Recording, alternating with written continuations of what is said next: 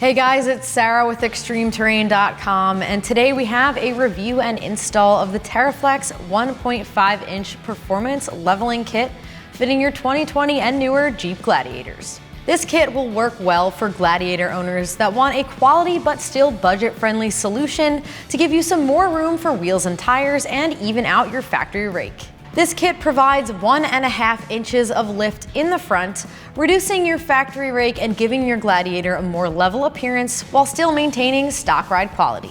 Now, I do want to point out this kit is modular, so for those of you who plan to tow or haul often, you can just install this 1-inch spacer here. But for those of you who want the most lift in the front and the most this kit can offer, we're going to be installing both the 1-inch and 1/2-inch spacers that we have in this kit. Now, depending on your model, stock tire sizes may vary.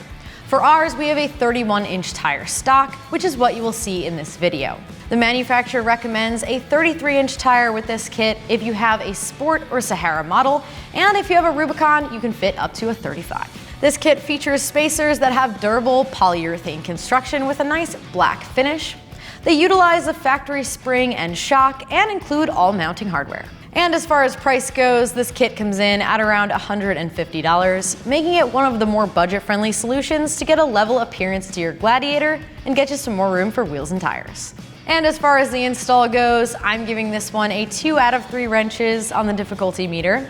It does feature a direct bolt-up installation with no modification required and can be done within 3 hours. So with that said, let's check out the install. For this install, you will need an impact gun or a ratchet. You will also need a 6mm Allen key or Allen socket, 10, 15, 18, and 21mm sockets, an extension or 2. You may want a swivel extension. You'll need the included wrench, needle nose pliers, 18mm wrench, and you may want a flathead screwdriver. All right, so we have our Gladiator in the air with the front wheels removed. Now, before we can disconnect anything, make sure to support your axle. We have a pole jack on either side. Now we're raising our pole jacks to support the axle, one on each side.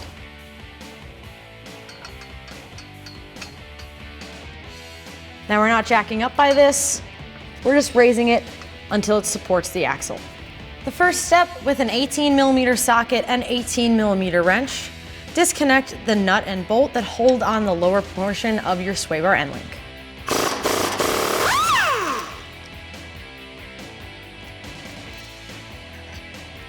Moving on to the other side, this side is the same concept but a little bit different. We don't need a wrench up here because we have a flag nut on the back. So grab your 18mm socket, go ahead and get this removed.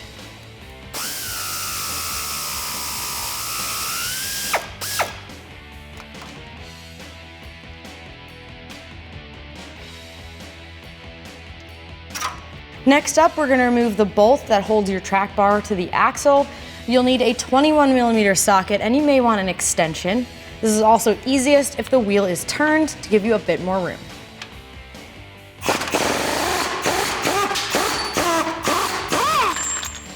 Next up, we're going to disconnect the brake lines on each side so that they have a little more room when we drop our axle.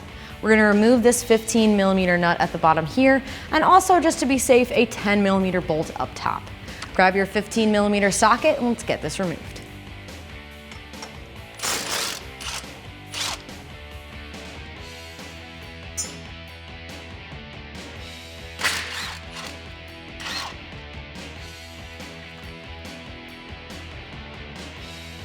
All right, once you've repeated that with your brake line on the other side, we can remove the nut and bolt from the bottom of your shock. Now, with your 18mm socket and 18mm wrench, remove the bolt from the bottom of your shock.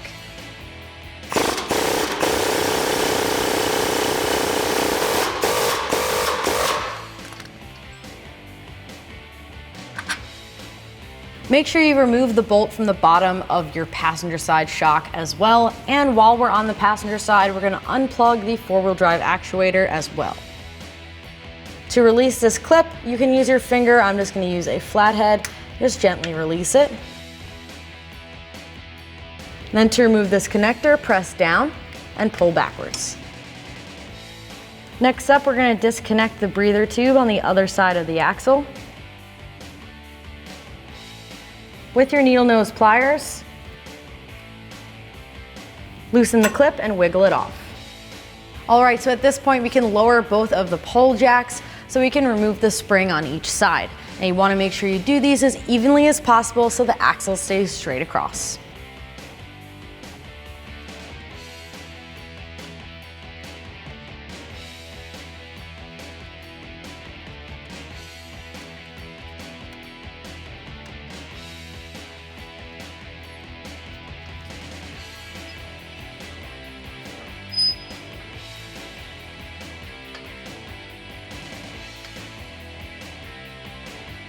At this point, you can lift out your spring.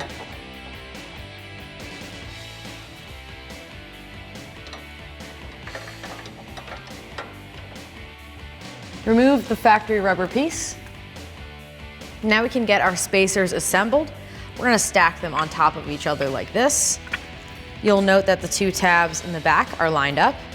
And then in comes our factory rubber isolator.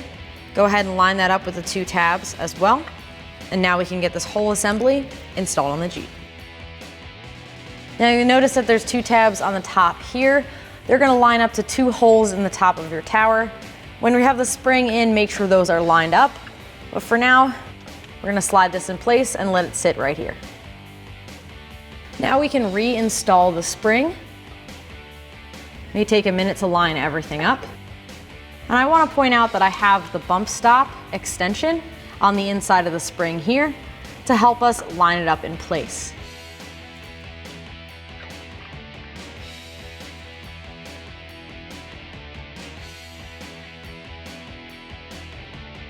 Line up your bump stop extension with the hole in this bracket that comes off the axle.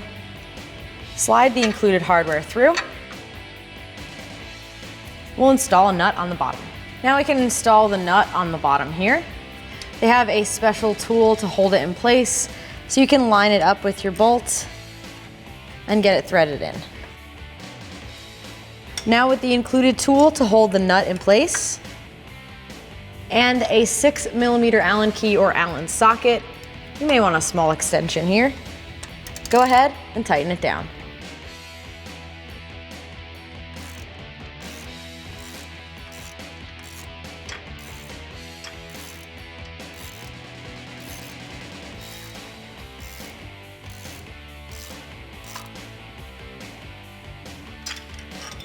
All right, so now you're gonna repeat all of those steps on the other side to get your spacers and bump stop extension in place.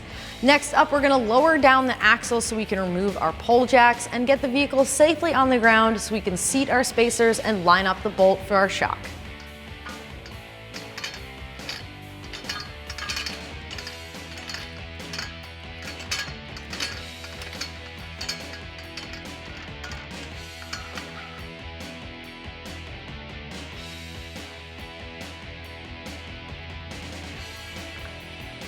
Now that the Jeep is on the ground, we're gonna jack up the front axle until it seats the spacers and also lines up the bolt hole for our shock.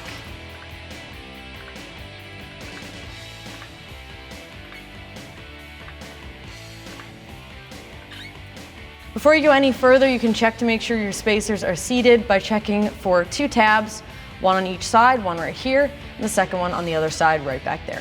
Once you're sure the spacers are in place, we're going to continue to raise the axle until it lines up with the bottom of our shock. With your shock lined up, reinstall the factory hardware.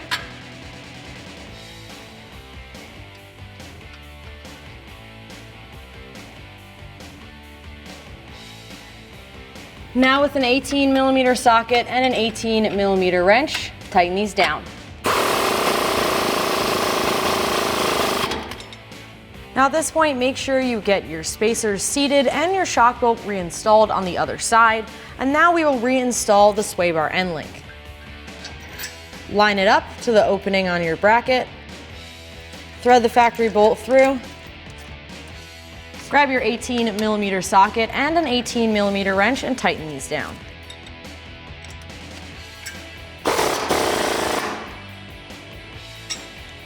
Make sure you repeat that for the other side and reinstall the other end of your sway bar.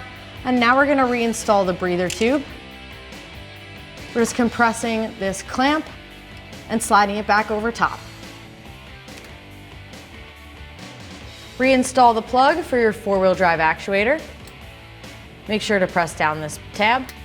Now you can reinstall the brackets for your brake lines. And grab your 15mm socket to tighten it down. Line up the tab for your top one. Thread your bolt back in. Grab a 10mm socket and tighten it down. Now you're going to repeat that to reconnect your brake line brackets on the other side. And then there's one more step, but before we can do that, we need to put the wheels back on and put it on the ground so we can reconnect our track bar.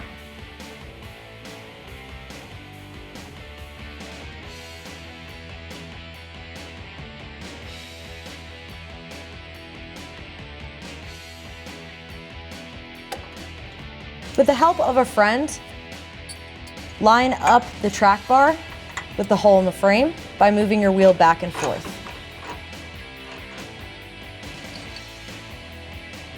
Once it's lined up, reinstall your hardware.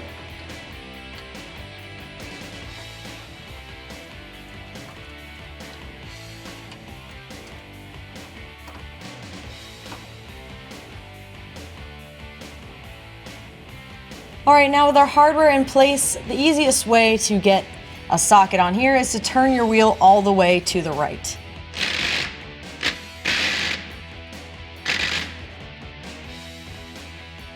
Now with our wheel turned all the way to the right, we can get a socket in between these two arms.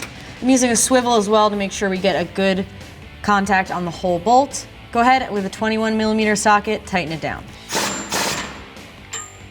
All right, now that your track bar is reinstalled, make sure everything is torqued to spec, and you will want to get a professional alignment afterwards. And then that is going to do it for the review and install of this leveling kit.